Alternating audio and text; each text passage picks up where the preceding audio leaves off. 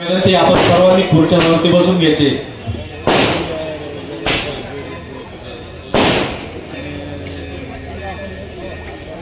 मी बेकार भाऊंना विनंती करतो, बेकार भाऊ रकीब यांना विनंती की त्यांनी आपलं म्हणून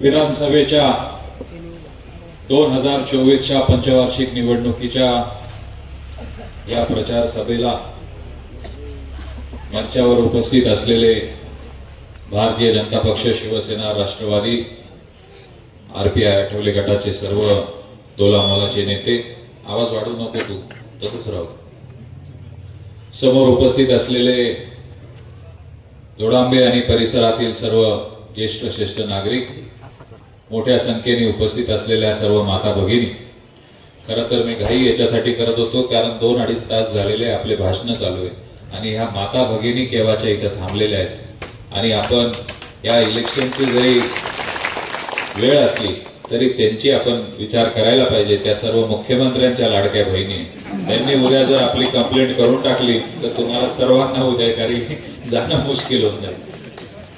पण आज सकाळपासून आपल्या ह्या गणाचा प्रचाराचा दौरा करत असताना, या प्रचाराच्या शेवटच्या टप्प्याला आज धोडांब्याला येत असताना एका गोष्टीचा मला मनापासून आनंद आहे की ज्या पद्धतीने मी धोडांब्यावर प्रेम केलं त्याच्यापेक्षा काही दुपटीने, तिपटीने, 10 पटीने तुम्ही माझ्यावर प्रेम केलेलं आहे। या धोडांबे आणि परिसरातील सर्व नागरिकांनी मी कुठलीच गोष्ट न मागताच तुम्ही माझ्याला दिलेली आहे आणि येणाऱ्या 20 तारखेला पण तुम्ही ती दिल्याशिवाय राहणार नाही, हा माझ्या मनामध्ये ठाम विश्वास आहे। या परिसरामध्ये काम करत असताना दळणवळणाच्या अनेक गोष्टींचा उहापोह आपण केला, इथल्या रस्त्यांच्या मोठ्या प्रमाणामध्ये समस्या आपण मिटवल्या, तुमच्या जलजीवनचं काम एक मोठं इथं झालं, तुमची लायब्ररी असेल, अनेक छोट्या मोठ्या गोष्टी असतील, दशक्रियाविधीचं शेड असेल, पण त्याचबरोबर या आपल्या वणी धोडांबे रस्त्याचा आपण जो उहापोह केला हा आता मोठ्या प्रमाणामध्ये हा नॅशनल हायवेच्या दर्जाचा रस्ता इथं होतोय।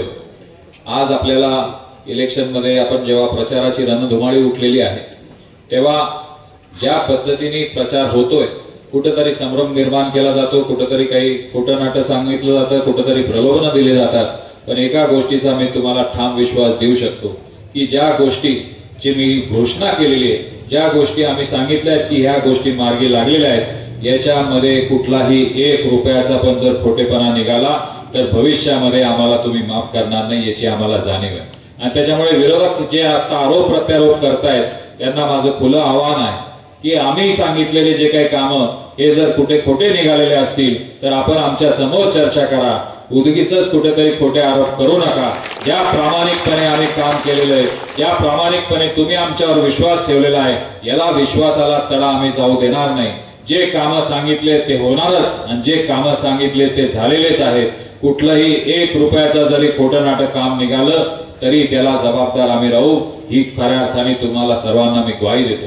आणि प्रामाणिकपणे काम करत असताना एका गोष्टीचा मला खऱ्या अर्थाने मोठा आनंद होतो, कारण विधानसभेच्या ह्या निवडणुकीच्या आधी माझ्या मनामध्ये खूप मोठी चलबिचल होती, कारण इथंच लोकसभेच्या मंचावरनं मी आपल्या सर्वांना जेव्हा भारतीताईंच्या प्रचाराला आलो होतो तेव्हा आपल्या माकडडोह धरणाचा विषय त्याच्यामध्ये आपल्या अनेक वक्त्यांनी निघाला होता।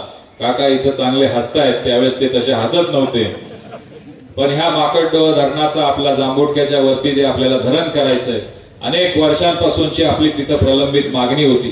अनेक अडचणीमधनं तिथं आपण मार्ग काढत असताना अचानक महायुतीचं सरकार 2019 नंतर गेलं आणि मध्ये महाविकास आघाडीचं 3 वर्ष सरकार आलं।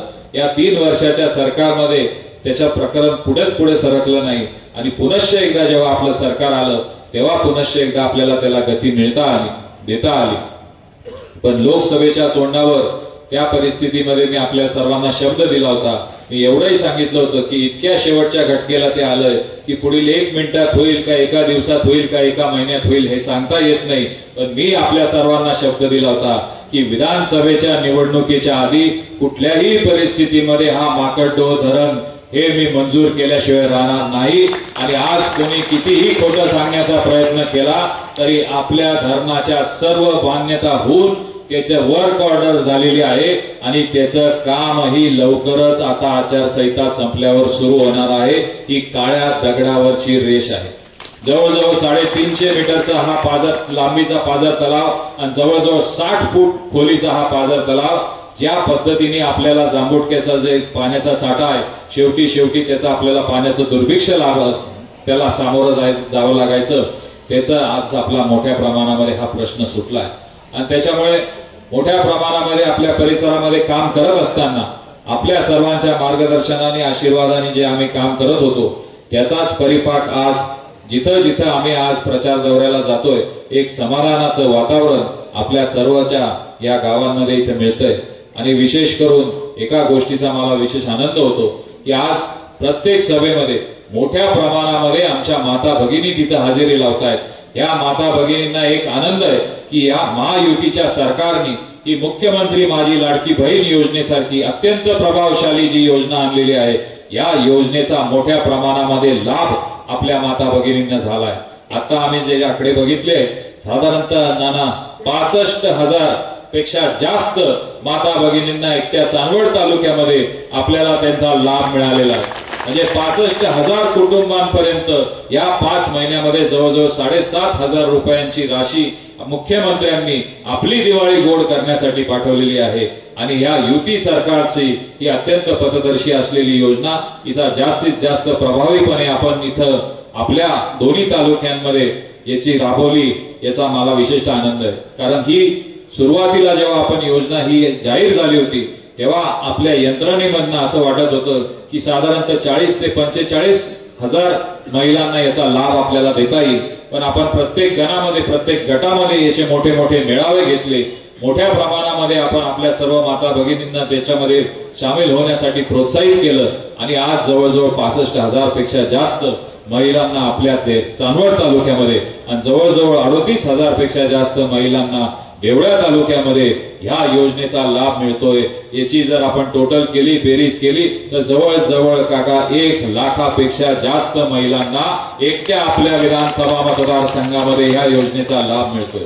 मागच्या काळामध्ये जर आपण मागे वळून जर बघितलं तर साधारणतः आपलं नवीन महायुतीचं सरकार जेव्हापासून आलंय या 1 जानेवारी 2023 पासून आतापर्यंत अतिवृष्टीचे असतील इतर नुकसान भरपाया जर असतील तर याची जर आकडे बघितले तर तब्बल 1,31,000 शेतकऱ्यांपर्यंत 136 कोटी रुपयाची अतिवृष्टी आणि अतिवृष्टीच्या सततच्या पावसाच्या नुकसान भरपाया आपल्या शासनाने दिल्या।